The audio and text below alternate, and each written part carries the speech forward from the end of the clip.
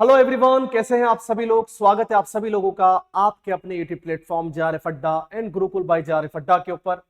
आज हम लोग क्या खास करने जा रहे हैं, आप लोग यही सोच रहे होंगे अभी। तो हाँ दोस्तों, आज हम लोग यूनिट 6 इकोनॉमिक ज्योग्राफी के एक वेरी मोस्ट इंपोर्टेंट क्लास के बारे में बात करने जा रहे हैं, जिसके अंदर हम लोग सभी इंडस्ट्रियल लोकेशंस एंड उसकी थ्योरीज जो भी हैं, अलग अलग टाइम इवेंट के ऊपर अलग अलग लाइक इकोनॉमिस्ट एंड अलग अलग ज्योग्राफर्स के द्वारा दी गई थ्योरीज को और इंडस्ट्रियल डेवलपमेंट को हम लोग यहाँ पर जानने वाले हैं।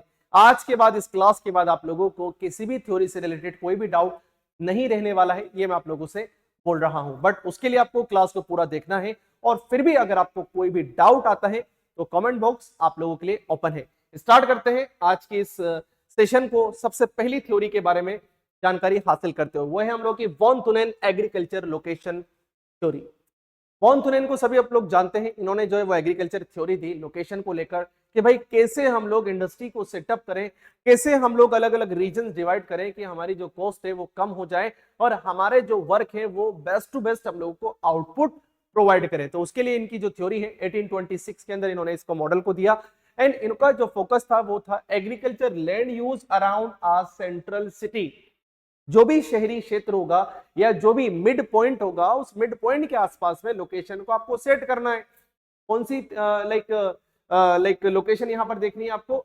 ऐसी लोकेशन आपको देखनी है जो कि एग्रीकल्चर लैंड से भी पास हो, जो कि रेंचिंग रीजन से भी पास हो, जो कि फ्यूल सेंटर से भी पास हो, जहां पर आपका फ्यूल भी निकलता हो, जहां पर आपका मार्केट भी हो और जहां पर आपके जो भी पेरिशेबल गुड्स हैं वो भी यहाँ पर बिक सके और नॉन पेरिशेबल गुड्स भी यहाँ पर आकर बिक सके।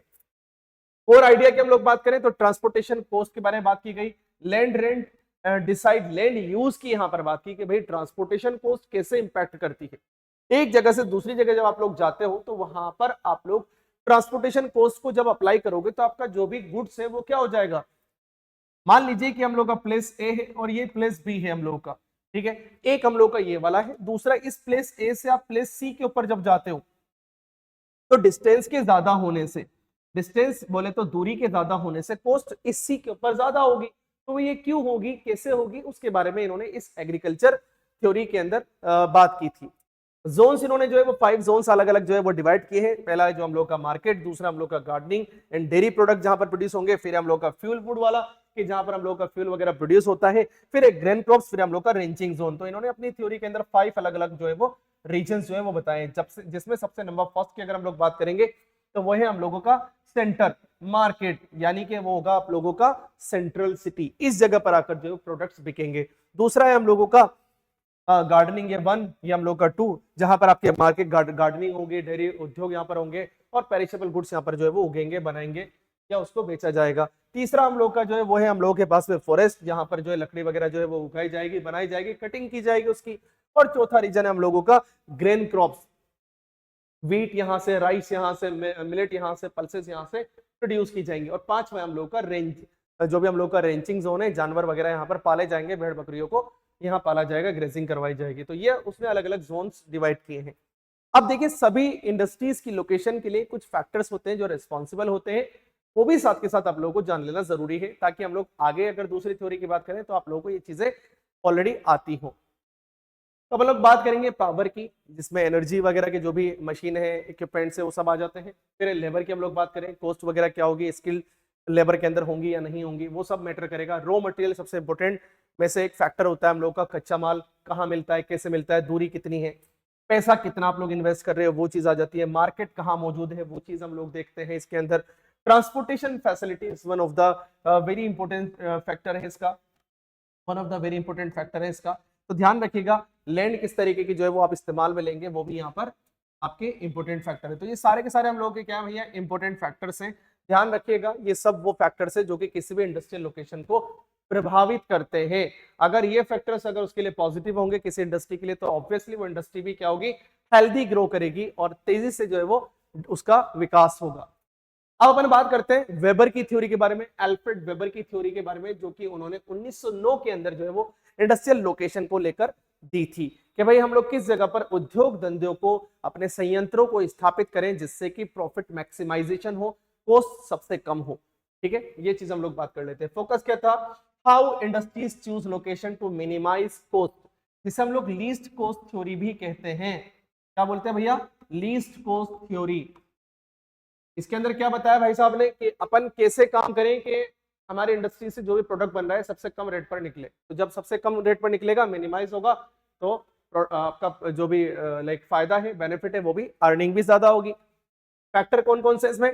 ट्रांसपोर्ट कॉस्ट इसका फैक्टर है, रॉ मटेरियल इन मार्केट जितना ज्यादा आसपास में होंगे उतना ही आपका फायदा होगा। लेबर कॉस्ट की यहाँ पर जो है वो बात की गई है कि लेबर जो है वो स्किल्स भी होना चाहिए उसके अंदर, और वो जब लेबर स्किल्ड होगी, स्किल्स उसके अंदर होगी, तो दूसरी चीज लेबर को आप तो कम रेट पे पड़ लाओगे, तो उस सिचुएशन में आपकी जो भी वैल्यूज है वो बढ़ जाएंगी और आपके प्रोडक्ट जो है वो मार्केट के अंदर तेजी से बढ़ेगा, तेजी से फैलेगा, तेजी से बिकेगा, क्योंकि उसकी कॉस्ट कम हो रही है। एग्लोमेरेशन इकोनॉमिक्स की यहाँ पर बात की गई थी, जिसमें बेनिफिट किया गया था क्लस्टर्स इंडस्ट्रीज को, कि बहुत सारी इंडस्ट्रीज एक जगह पर जो है वो क्लस्टर होंगी, तो उससे क्या होगा? अर्बन एग्लोमेरेशन बनेगा। एक ही जगह पर वो इंडस्ट्रीज गैदर हो जाएंगी, तो उससे ज्यादा दूर आप लोगों को नहीं जाना पड़ेगा कि भाई आपने जो प्रोडक्ट बनाया वो इस इंडस्ट्री के अंदर काम में आएगा, उसने जो बनाया वो दूसरे में काम आएगा, और ये प्रोडक्ट जो है वो एक साथ में एक जगह से दूसरी जगह पर जब ट्रेवल करेंगे, ट्रांसपोर्ट होंगे, तो उसकी कॉस्ट भी कम हो जाएगी। इसमें की टूल्स क्या है वो हम लोग देख लेते हैं। मटेरियल इंडेक्स एमआई इसके अंदर की टूल के रूप में इस्तेमाल ली जाती है। वेट ऑफ रॉ मटेरियल की बात की गई है, भैया कच्चे माल का कितना वेट होगा उसकी बिहाफ पर उसके ऊपर चार्जेस लगेंगे, and divided by the weight of the final product. के कच्चा माल, जो भी कच्चा माल है वो, अगर मैं इसको डिवाइडेड कर देता हूं, आपका जो भी फिनिश गुड्स है या बना हुआ आपका जो प्रोडक्ट है, बना हुआ माल है जो, ये कितना होगा आपका, इन दोनों का अगर मैं डिवाइडेड कर देता हूं तो मेरे पास में मटेरियल इंडेक्स आ जाएगी, एमआई आ जाएगी, मटेरियल इंडेक्स आ जाएगी।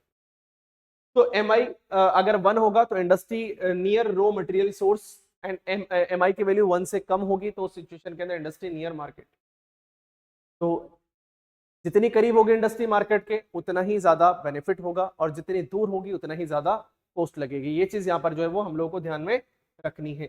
आगे हम लोग बात करें नेक्स्ट थ्योरी की, वो है हम लोग की ऑगस्टस लोश की मार्केट एरिया एनालिसिस थ्योरी, तो उन्होंने 1940 के अंदर दी थी। 1940 के अंदर ऑगस्टस लोश ने इस थ्योरी को दिया था।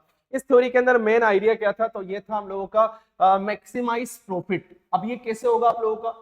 आप कैसे एक गुड को बनाओ, एक गुड्स को बनाओ, एक प्रोडक्ट को बनाओ जिससे कि आपको ज्यादा से ज्यादा लाभ हासिल हो, मैक्सिमाइज प्रॉफिट हो। वो चीजें यहां पर हम लोग जानते हैं, नॉट जस्ट मिनिमाइज कॉस्ट। अब देखिए दोनों चीजें बहुत एक दूसरे के लिए कॉन्ट्रडिक्टरी हो रही है कि भाई आप प्रॉफिट को मैक्सिमाइज कर रहे हो, लेकिन कॉस्ट सिर्फ उसके लिए इंपॉर्टेंट नहीं है। मिनिमाइज कॉस्ट मिनिमाइज होगी तो आपका प्रॉफिट ज्यादा हो जाएगा, ये दोनों एक दूसरे से रिलेटेड तो है, बट यहां इस चीज को थोड़ा सा कॉन्ट्रडिक्टरी बनाया गया है। आप देखिए कैसे, हेक्सागोनल मार्केट एरियाज जिस जो कि कहलाते हैं हम लोग के similar to the Christaller centre place theory. Christaller centre place theory के अंदर हेक्सागोनल मार्केट जो थे उसके अंदर बताया गया था कि आपके जो भी रिसोर्स है, ये हम लोग का रिसोर्स रीजन है R1, ये रिसोर्स रीजन है R2, ये आप लोगों का मेन मार्केट है। अपन लोग इंडस्ट्री को या हम लोग जो है वो लोकेशन ऑफ इंडस्ट्री को ऐसी जगह सेटअप करें जहां से जो रिसोर्सेज है वो इजीली यहाँ पर पहुंच पाए और हमारा फिनिश गुड आसानी से मार्केट के अंदर पहुंच पाए। तो इससे क्या होगा, जितनी जल्दी आपका प्रोडक्ट मार्केट में पहुंचेगा उतनी उसकी डिमांड होगी, जितनी डिमांड होगी उतना प्रॉफिट ज्यादा होगा। इनके कंट्रीब्यूशन की बात करें तो it is added consumer demand and market side to location decision. अब इसमें क्या बोला गया है कि मार्केट के साइज के हिसाब से, डिमांड के हिसाब से आपको लोकेशन सेट करना चाहिए जिससे आपका प्रॉफिट मैक्सिमाइज हो जाएगा। अगली बात करें एगार एम हूवर की थ्योरी के बारे में, जो कि 1948 के अंदर जो हम लोगों की लाइक थ्योरी है, भाई साहब की जो थ्योरी है, इस थ्योरी को अपडेट करते हुए, अपग्रेड करते हुए दी गई थ्योरी थी ऑगस्टस लोश की थ्योरी को, जिसके अंदर कुछ और चीजें ऐड ऑन की गई थी। जैसे हम लोग अगर फोकस की बात करें तो प्रैक्टिकल इंडस्ट्रियल लोकेशन फैक्टर्स के ऊपर बेस्ड थी। इसके अंदर इन्होंने बताया था कि भैया 3 तरीके की कॉस्ट होती है। इन्होंने मतलब कॉस्ट को भी ब्रेक डाउन कर दिया, अलग अलग पार्ट में तोड़ दिया। पहला इन्होंने बोला भाई ट्रांसपोर्ट कॉस्ट होती है, दूसरा लेबर कॉस्ट होती है, तीसरा agglomeration and D agglomeration cost होती है। कि भाई अगर इंडस्ट्री बहुत सारी एक जगह सेटअप होंगी, क्लस्टर्ड होंगी शहर के आसपास में, तो वो कॉस्ट अलग होगी, और इंडस्ट्री एक अकेली अलोन होगी, शहर दूर होगा या रीजन मार्केट दूर होगा, तो उसके हिसाब से कॉस्ट अलग लगेगी। ये 3 चीजें इन्होंने थ्योरी कॉस्ट को 3 पार्ट में डिवाइड करके समझाई। कंट्रीब्यूशन क्या है इनका? तो it brought the Weber's model closer to the real world practice. भाई इससे हमें ये समझ में आया कि जो वेबर का जो मॉडल था ना, ये अभी रियल वर्ल्ड के अंदर बहुत ज्यादा जो है वो कनेक्ट करता है। इसीलिए जो वेबर की जो थ्योरी ना, इन सभी थ्योरी को पछाड़ते हुए हमेशा अग्रिम पंक्ति के अंदर खड़ी रहती है, क्योंकि सपोर्ट इसको यहाँ हुवर की थ्योरी का मिला था और हुवर ने वेबर की ही थ्योरी को जो है वो अपग्रेड सबसे ज्यादा किया है। आगे बात करते हैं स्मिथ डायनामिक थ्योरी 1966 के अंदर दी गई थ्योरी थी, जो लगातार लाइक चीजों को अपग्रेड करते हुए दी जा रही थ्योरियों में से एक टॉप क्लास थ्योरी थी। Industrial location is dynamic not static. इन्होंने बोला है कि भाई जो भी हम लोग की इंडस्ट्री होती है ना, जो भी इंडस्ट्री होती है ये डायनामिक होती है। समय के साथ में क्या होता है, इसके अंदर वेरिएशंस आते हैं, इसके अंदर क्या आते हैं, चेंजेस आते हैं, बदलाव आते हैं। और जो बदलाव आ रहे हैं ना समय के साथ में, इस बोले तो हम लोग के लोकेशन के अंदर ये आ रहे हैं क्योंकि मार्केट जो है वो हर जगह हमेशा एक जैसा नहीं रहता है, समय के साथ वो भी क्या होता है, बदलता है। तो ऑब्वियस सी बात है, फैक्टर्स कौन से, टेक्नोलॉजिकल चेंजेस होंगे तो इसका मार्केट के ऊपर इंपैक्ट पड़ेगा, शिफ्ट इन डिमांड तो इसका मार्केट के ऊपर इंपैक्ट पड़ेगा, इनोवेशन साइकिल इसका मार्केट पर इंपैक्ट पड़ेगा। जितनी आपने R&D की होगी, जितना आपने रिसर्च एंड डेवलपमेंट किया होगा, उतनी ही आपकी मार्केट के अंदर ग्रोथ होगी। जितना आप टेक्नोलॉजिकल इनोवेशन कर रहे हो, नई नई चीजें आप लेकर आ रहे हो, उतना ही आप ग्रो करोगे। बिल्कुल शानदार बात जो है वो इन्होंने समझाई थी स्मिथ साहब ने।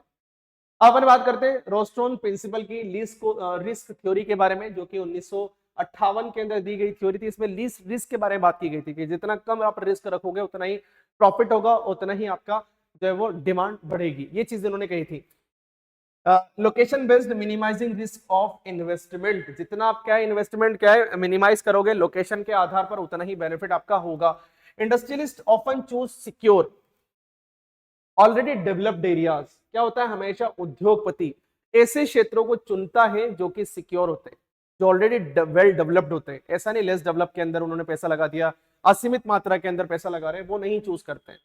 Rather than theoretically optimal but risky new locations, ऐसा ही होता है जनरली। अगर ऐसा नहीं होता तो क्यों सिलिकॉन वैली अमेरिका के अंदर दुनिया भर की टॉप एडटेक कंपनी, दुनिया भर की टॉप जो टेक्नोलॉजी वाली कंपनीज हैं, जो क्या टेक्नोलॉजी के सेक्टर में सबसे अग्रिम पंक्ति के अंदर है, वो वहां पर उनके हेड ऑफिस होते हैं। चाहे से वो आप लोग का अल्फाबेट का हो, चाहे से आप लोग का वो लाइक गूगल का, अमेजन का हो, सारे आप लोगों को वहां देखने को मिल जाते हैं। सिमिलरली बेंगलुरु की हम लोग बात कर सकते हैं। तो क्या होगा, इंडस्ट्रियलिस्ट हमेशा ट्राई करेगा उस जगह पर सेट करने का जहां वो ऑलरेडी डेवलप होगा। ये भैया रेवस्टोन ने जो है वो इस थ्योरी के अंदर कहा था, जो 1958 में उन्होंने दी थी। अब बिहेवियरल अप्रोच की हम लोग यहाँ साथ के साथ बात कर लें। 1950 से 70 के आसपास में जो ये अप्रोच रही है, कई सारे इसके अंदर प्रोमिनेंट ज्योग्राफर इकोनॉमिस्ट रहे हैं, वो भी हम लोग यहाँ जान लेते हैं क्योंकि आपका जानना जरूरी है। दिसंबर साइकिल 2025 की हम लोग प्रिपरेशन कर रहे हैं, ज्योग्राफी पेपर 2 की हम लोग यहाँ पर बात कर रहे हैं, यूनिट नंबर 6 की, तो बहुत जरूरी हो जाता है। Decision making behaviour of industrialist, भाई इंडस्ट्रियलिस्ट जो भी है XYZ, उनकी डिसीजन मेकिंग कैपेबिलिटीज कैसी है, उस बिहाफ पर यह बिहेवियरल अप्रोच अपनाई जाती है। आइडिया क्या है, location choice is not always rational और कॉस्ट मिनिमाइज।